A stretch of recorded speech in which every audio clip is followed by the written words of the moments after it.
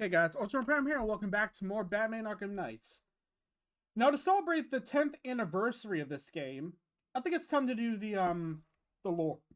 The lore of this. I mean, I've already done lore to the other Arkham games and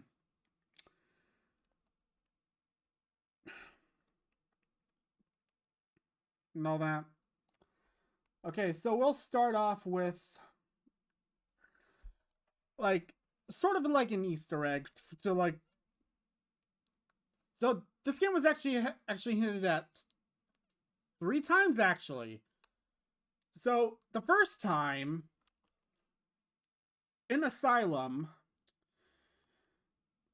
like when you complete the game once, like on certain difficulty, you get three different versions of the same cutscene. One version with Killer Croc, one with Bane, and one with Scarecrow. And in Batman Arkham City, there are two. One on top of one of the bridges, there's a Scarecrow's mask, which I think is part of like a riddle. And the other is like a secret room on a boat that holds Scarecrow's plans.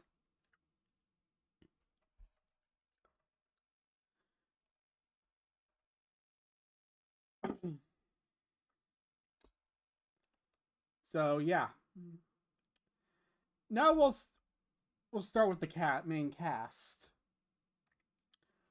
The cast mo like a large majority of the voice cast from Arkham City return. It's like Troy Baker. Troy Baker is still Two Face. Steve Bloom is still Killer Croc. Kevin Conroy is still Batman, of course. Great Delisle is still Catwoman. Crispin Freeman reprises his role as Firefly from Arkham Origins. James Horan is Jack Ryder. I'm assuming. Oh yeah, and also they were plans to have Victor Zsasz return, but his scenes were cut. Also, Martin Jarvis is back as Alfred. Yeah, I'm reading this off of the IMDb page, by the way. Nolan North is the Penguin. Cara Payton is Azrael. Mark Rolston is Deathstroke. Tara Strong is Harley Quinn. Tazea Valenza is Poison Ivy. And that's. Oh wait, there's also like the DL like the Season of Infinite DLC with D. Bradley Baker came back for Ra's al Ghul and Maurice LaMarche came back as Mr. Freeze. But there's actually some new voice sounds too. First off, is while Tom Kane did the voice of Commissioner Gordon in Arkham Asylum, and David Kay did his voice in Arkham City.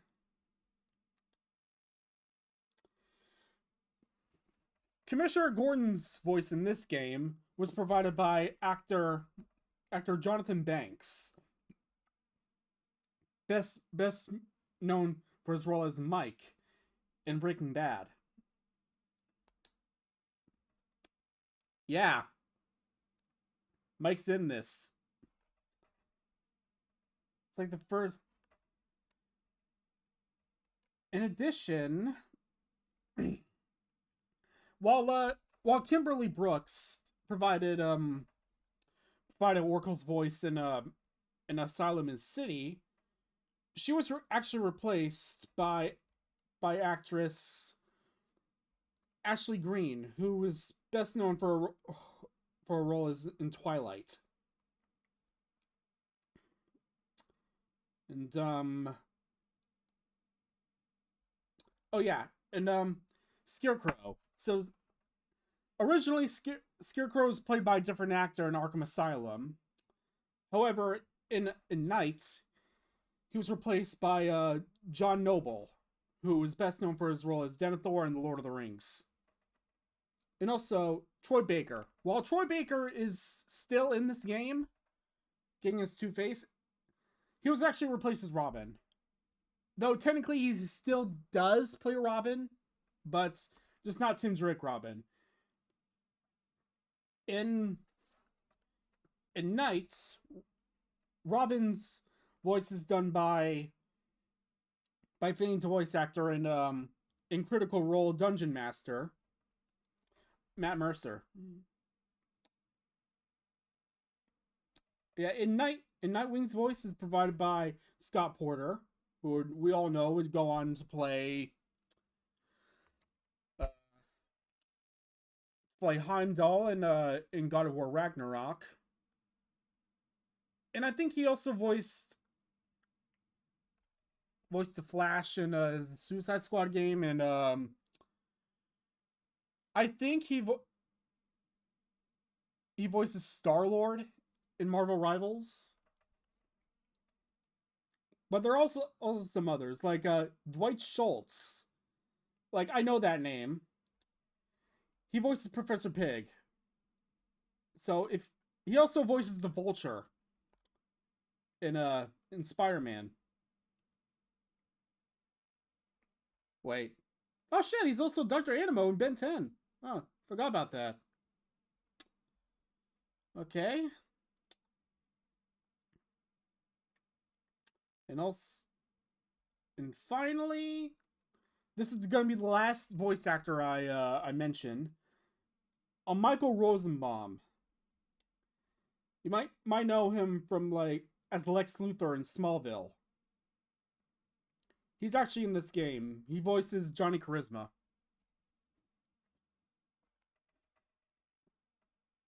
And let's just scroll down here and make sure I'm not forgetting anybody. Oh yeah, Wally Wigner. He's back as Riddler. Forgot to mention that. Okay, so anyway, back to the main story.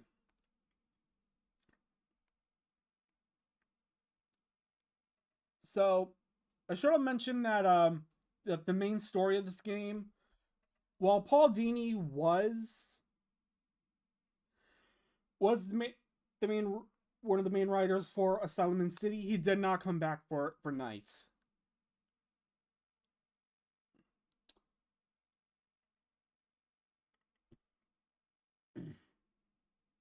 Okay, synopsis.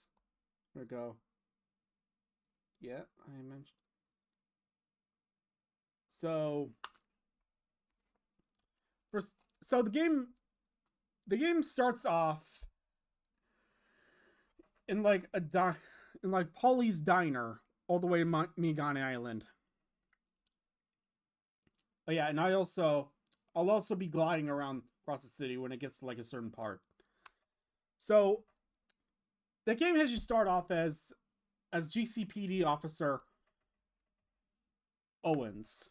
I don't know his full name, but I do know it's Officer Owens. So that's actually where Scarecrow first sets off his new and improved fear toxin. Now there are actually two different ways you can, as the player, for if you choose to fire off the gun or not, that changes. So this was part of a Scarecrow's threat.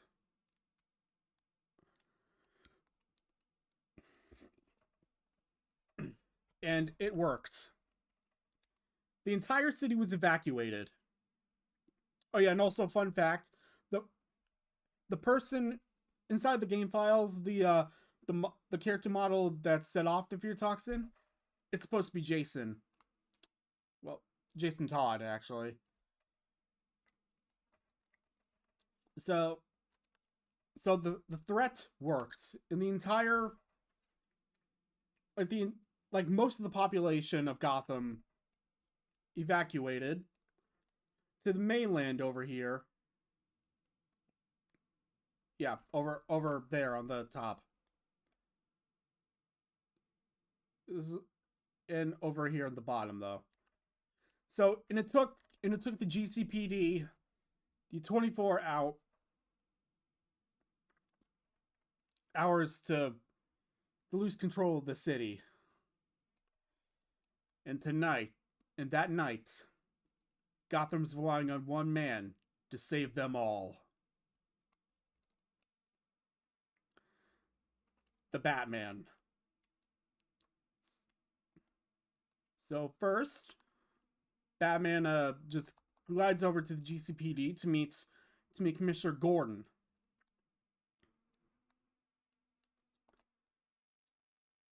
To meet them at the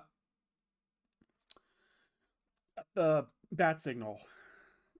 Did I guess where the GCPD lost contact with an officer. So Batman contacts Oracle to find this guy, which puts him over here in Chinatown. And pretty much just kicks ass. If anyone will come. There we go. This is like a simulator. This is not what actually happens in the game, so... I mean, it is what happens, just... not this way.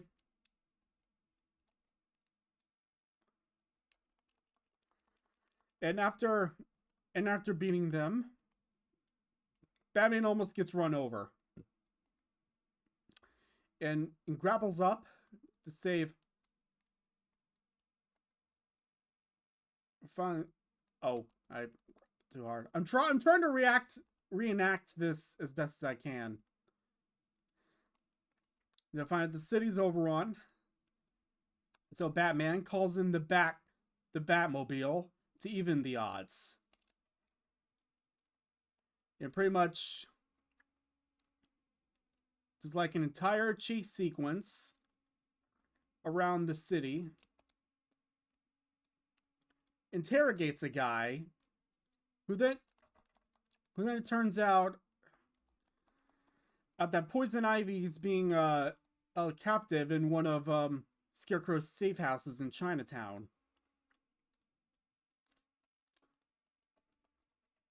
By the way, I don't have a script. I'm just going off of what I remember. So there might be like some story details that I forget. So where is the... I forgot where it was. I literally haven't picked up Arkham Knight in like months. Like the last time I played was during oh, here it is. So Batman shows up. Rescues Ivy. And takes her to like an elevator. If I can find where this elevator is, because I know there's an elevator. Wait, this is from Asylum. Okay, sorry, that's not. So where is this? So where is this elevator? Okay. Oh, it's right here. So basically, bitch. Okay.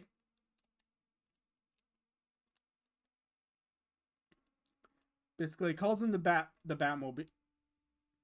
Batmobile and just he gets his first encounter with the militia. It just like destroys their whole tanks. Then goes to weapon diagnostics, which I won't do. And then the GCPD gets word that Gotham is under attack.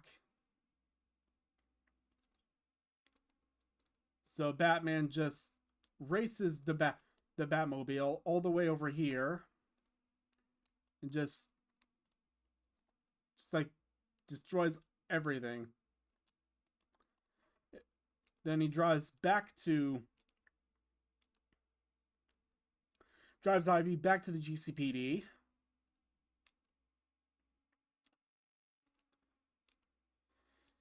Yeah.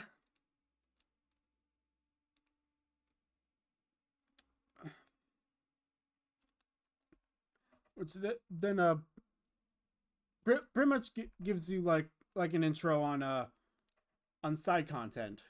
And the first side content you're able to get are, so first is the sightings of the Riddler. There were sightings of the Riddler, planting like his riddles and everything.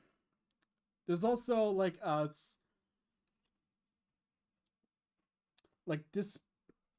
disfigured bodies dead bodies that were strung all over Gotham.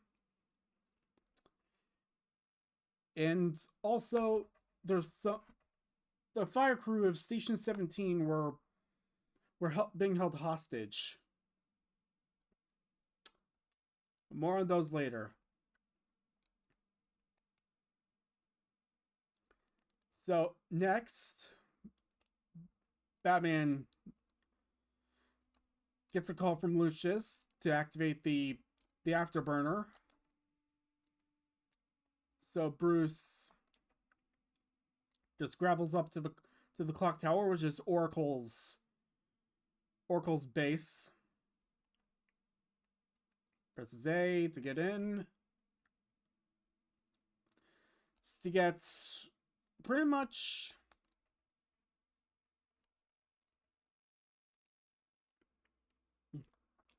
and just drives to the Panessa Studios to realign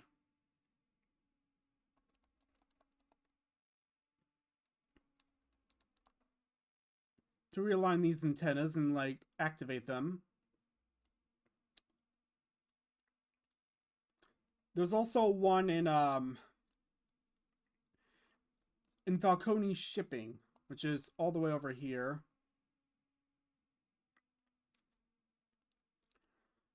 Where like some militia guys have held someone hostage, which will be too much for Batman in his old suit. So it calls Lucius to get a new suit, which is this one. Well, technically it's not this one. The old one gets like really damaged.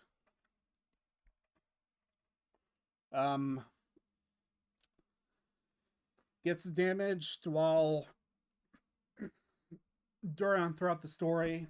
This is the version of the suit that you get when you complete the main story.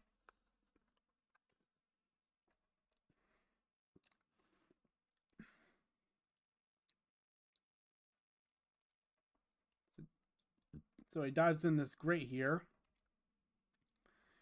And then attacks.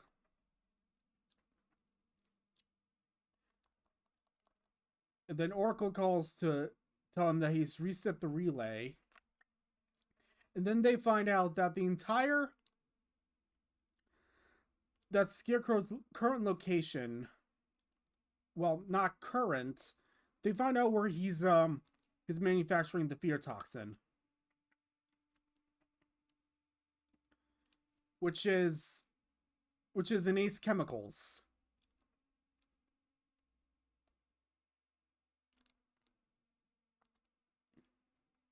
Which is over here.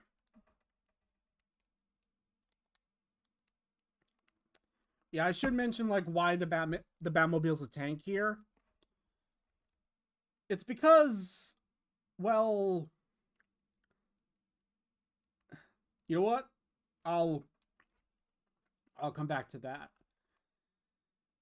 So there's like a skeleton crew that's also being held hostage. A lot of people are being held hostage here. Where Batman has sees like this entire army of militia, which Oracle then mentioned to him that they're part of a Black Ops team in Venezuela.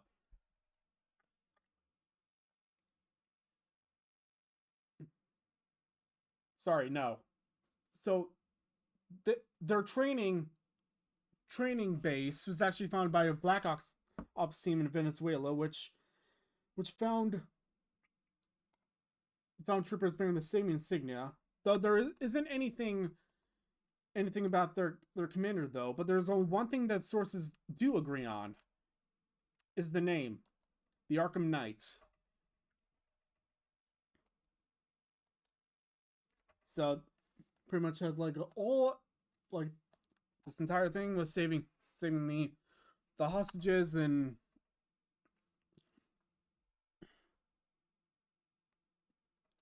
all that. So the damn it, that's my place. So it's revealed that Scarecrow knows where Oracle is, so he sent the militia to capture her. And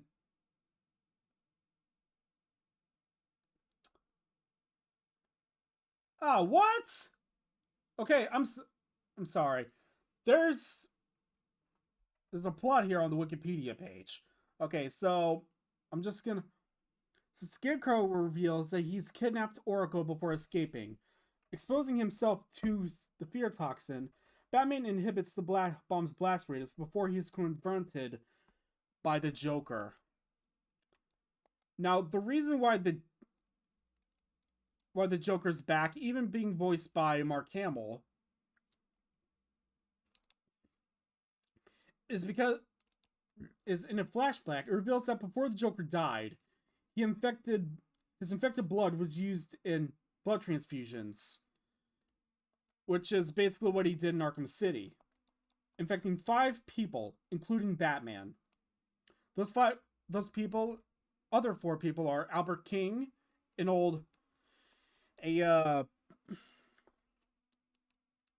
boxer who developed the Joker's anger, talk show host Johnny Charisma, who inhibited the Joker's ego, and a former Queen Industries board member named Christina Bell, who harbored the Joker's obsession with Batman. And finally,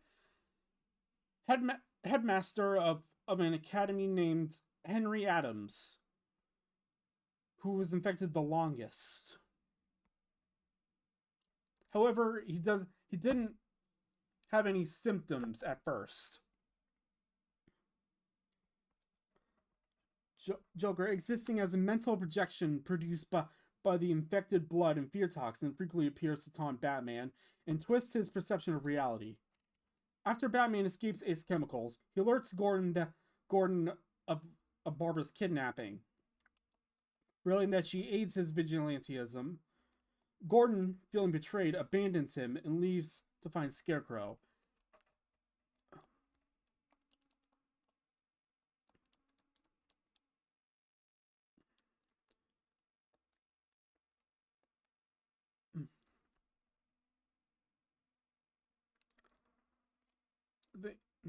So first,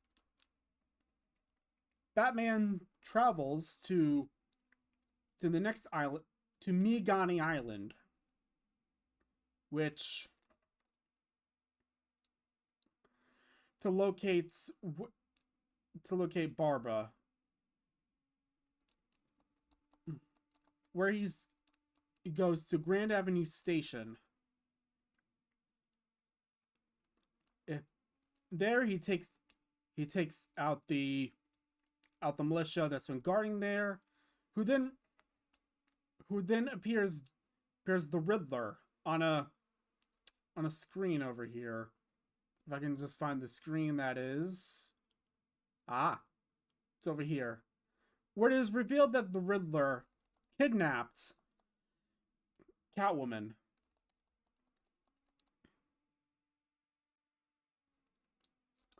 And then took her all the way to the orphanage over there as part of like a scheme to like finally defeat Batman. Though it doesn't go the way he thinks, and Batman beats him and rescues Catwoman.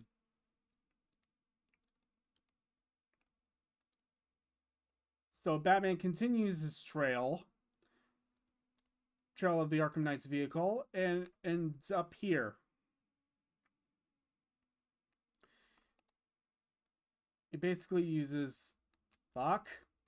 No, he doesn't use fuck.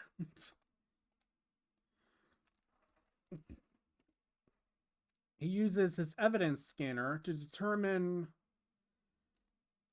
that Oracle got away. Well, she tried to, but she didn't. So then Batman gets two new side missions. The first one being stopping Firefly from attacking Gotham's fire stations, which he accomplishes by like a high-speed chase. There's also Hair to the Cowl, which is to investigate Azrael's appearance in Gotham.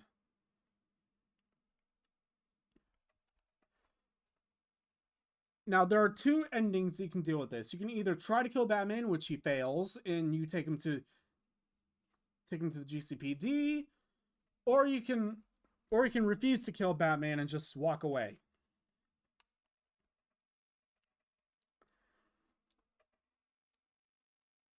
So with the help of Lucius, Batman finds out that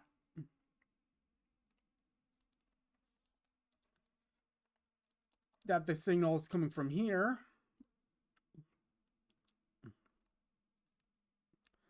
So Batman infiltrates the place. Goes all across there, which I will not do, because that already took me a while in the main game.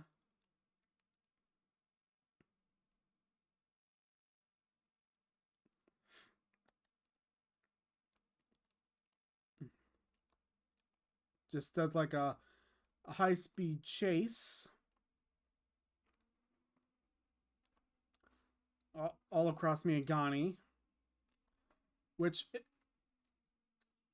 in doing so, unlocks this side mission right here, Armored and Dangerous. Which you basically have to chase these APCs across the city. And then it's revealed that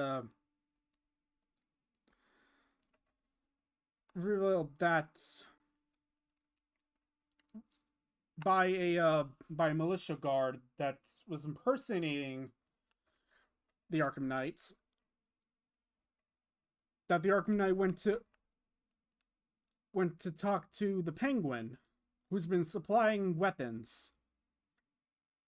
So Batman goes to Ronald Ferry Terminal to meet Nightwing.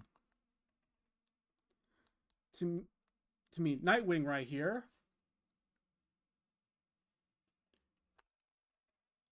And they basically go on to take down all of Penguin's caches.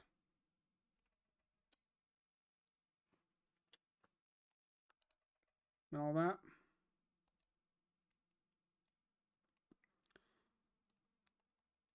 Then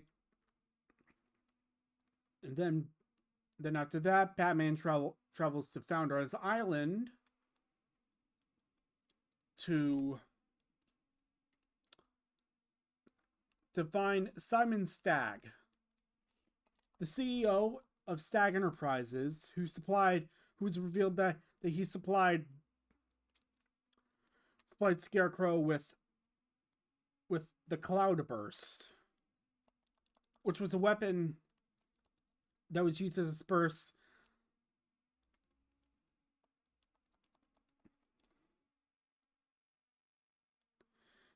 the fear toxin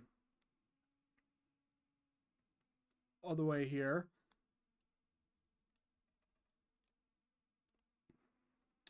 Then Batman has a dilemma. Then it's revealed that Oracle is being held captive in the Chinatown penthouse. So Batman races to glide all the way over there. However, he is too late, and it's revealed that Oracle killed herself. But, however, keep in mind that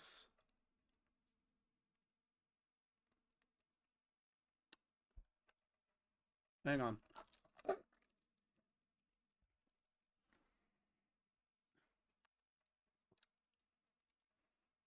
Now keep in mind that Joker is a hallucination. Now that's a good for foreshadowing.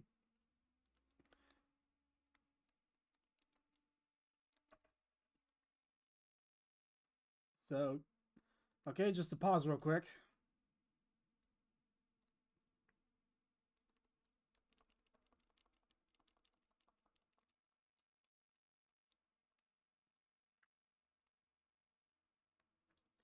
Okay, there we go. Got my health back.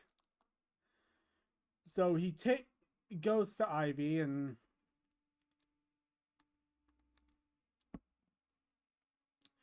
to ask for her help.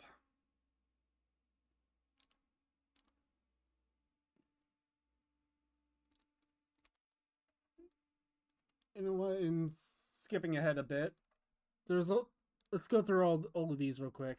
So Land of the Slaughter, basically saving Jack Ryder from this guy right here, digging Blackfire at the Lady of Gotham. Already talked about this. Already talked about this.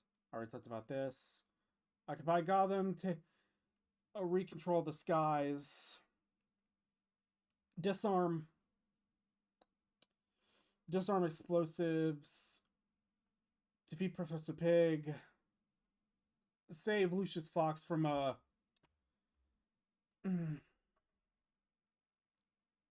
from Hush, from Arkham City. Or did that. Oh yeah. So back to Line of Duty. So for that is revealed that the chief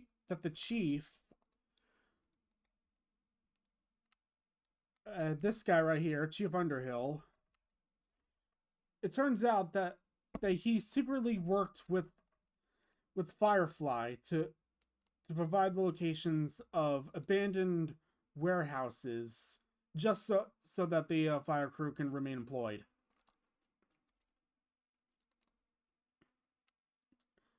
And next is stopping Two-Face from robbing Gotham's banks. On the roads, which is clear the streets from the militia. And finally, Creature of the Night, which is cure Dr. Langstrom of the Man-Bat mutation.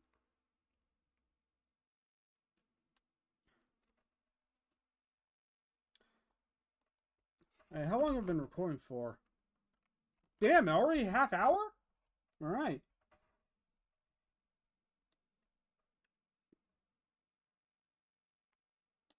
Okay, so here it is. So jumping ahead, Harley Quinn seizes Batman's makeshift base inside the Panessa Film Studios to rescue, quote-unquote, rescue the Joker as patients. Batman and Robin capture Harley and the infected, but one of the patients kills the others. So basically, Henry Adams kills the other three. Before committing suicide himself, believing that Batman would become the perfect Joker. Realizing the Batman is infected, Robin attempts to imprison him, but is locked away in a cell by Batman for his own safety. The Arkham Knight activates the Cloudburst, flooding the city with the fear toxin. Batman destroys the tank carrying the Cloudburst and convinces Ivy to empower an ancient tree that can neutralize the toxin. She succeeds and saves Gotham, but dies from the exertion. While Batman's exposure to the toxin strengthens Joker's control over him. Batman pursues the Arkham Knight to a construction site to rescue Gordon. The Knight then reveals himself to be Jason Todd, the previous Robin who was tortured and seemingly murdered by the Joker. Jason blames Batman for abandoning him and escapes after refusing Batman's offer to help him. Batman and Gordon confront Scarecrow, where Oracle is revealed to be alive, her suicide having been a hallucination, which I mentioned before. Wait, hang on. I'm just gonna pause real quick so I can get on top of this tower right here.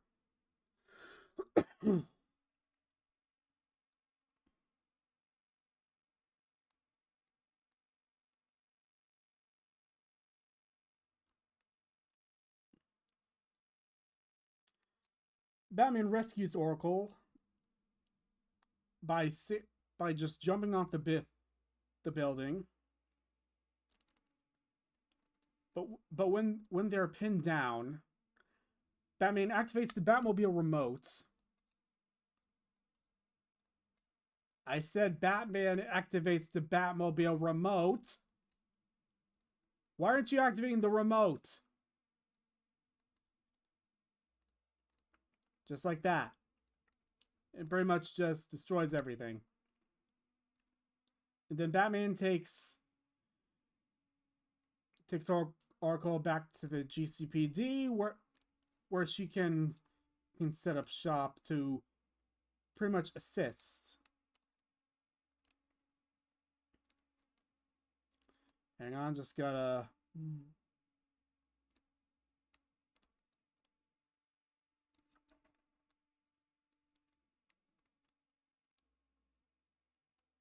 Just gotta make it back to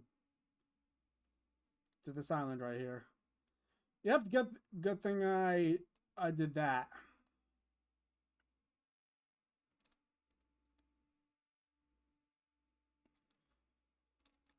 So yeah, goes back to GCPD, but Scarecrow escapes with Gordon as a hostage. Using the remaining militia, Scarecrow orders an assault on the GCPD to eliminate Batman's allies, which is why it looks like this. And Batman and Oracle neutralize the militia, but Scarecrow uses the distraction to kidnap Robin. To save Robin and Gordon, Batman surrenders to Scarecrow and is taken to the ruins of Arkham Asylum. Hang on. I have to reenact this.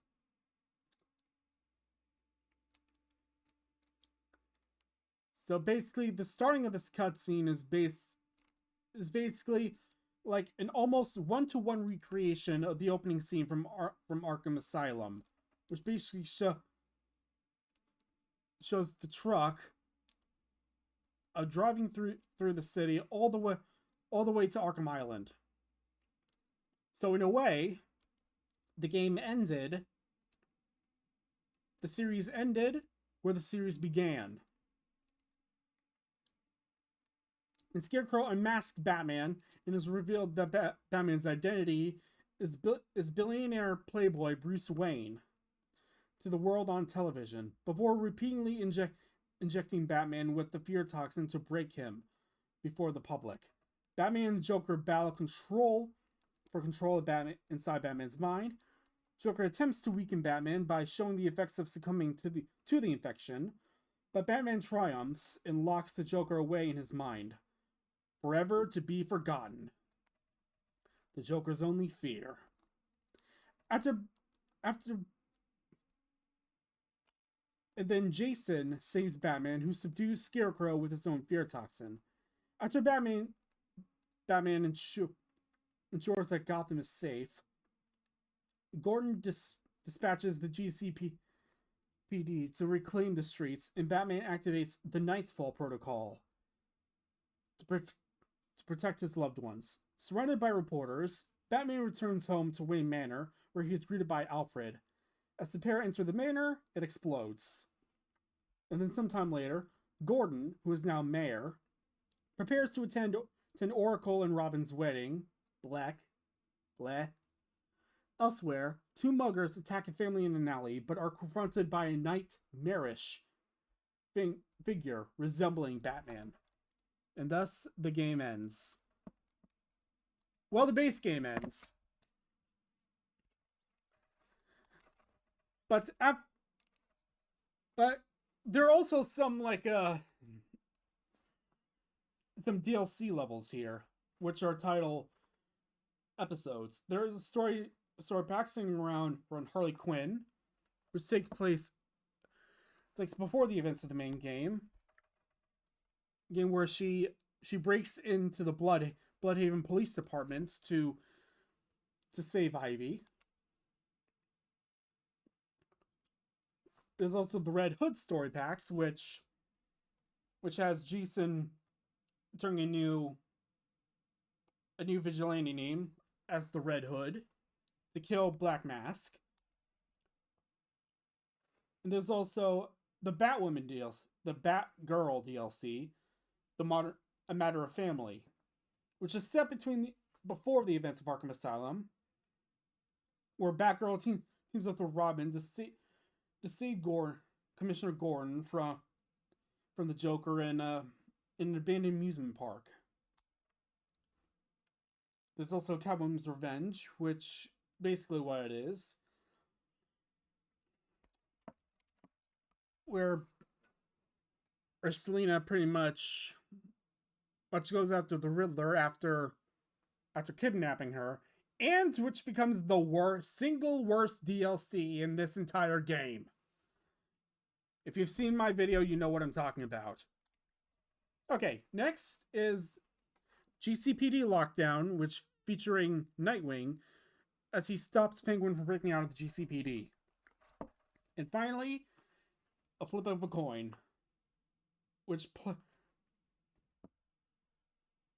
puts players as Robin as he attempts to take down Two-Face without Batman fighting by his side, with the help of Oracle as part of their honeymoon.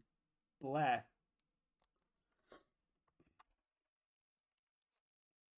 But with that in mind, there are also some other DLCs. Not this though, because this is actually part of is a mod actually. Like a prototype Batmobile, Robin, 70s, Riddler, Rocksteady, and even some Batmobiles from the films. From the films and TV show. And also some Batman skins, a lot of them, which recently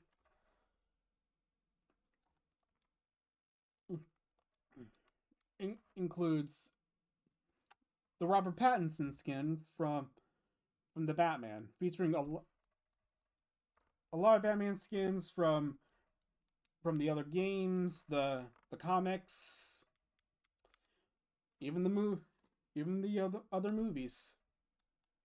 The same goes with Robin, though he has significantly less. The only worthwhile skins I'd say is a New 52 or 1 year later. Classic TV series Robin only works if you have Adam West Batman. However, due to it being a PlayStation exclusive, the only way to access that is to download a mod, which is very easy to mod in, considering the skin is technically already in the game files. So original Tim Drake, that's also a cool skin. Catwoman has 3, which includes her costume from the 90s and in her costume from the 60s, which this is actually based on Julie Newmar's version. And Robin has 2 others, including his new New 52 skin and his original skin from Arkham City. Unfortunately, Harley Quinn only has 1, with that being the classic Jester costume, which is from the Batgirl DLC. There's also Red Hood, which is only the Arkham Knight. So yeah, that's it. There's also like some concept art. Like here's one from the 60s challenge map. This one's from the 80s. Wait a minute. This looks like it's from like an actual shot from the movie.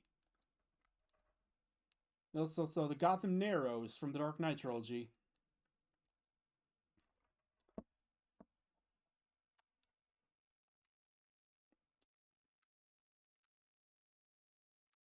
So yeah.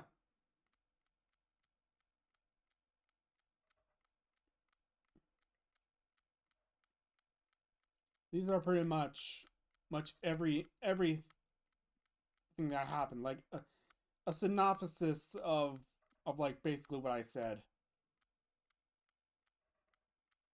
Said really.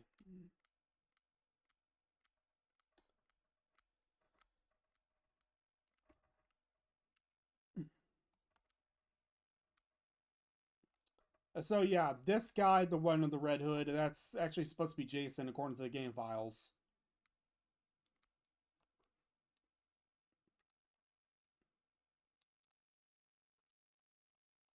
Okay. And that concludes my lore. Which was basically like a lot longer than usual. I think my usual lores are like a half hour long. This one is like close to 15 minutes. So that is all for this time. If you enjoyed the video, leave a like, subscribe, and hit that notification bell to be notified every time I upload an episode. Marshall Prime, out.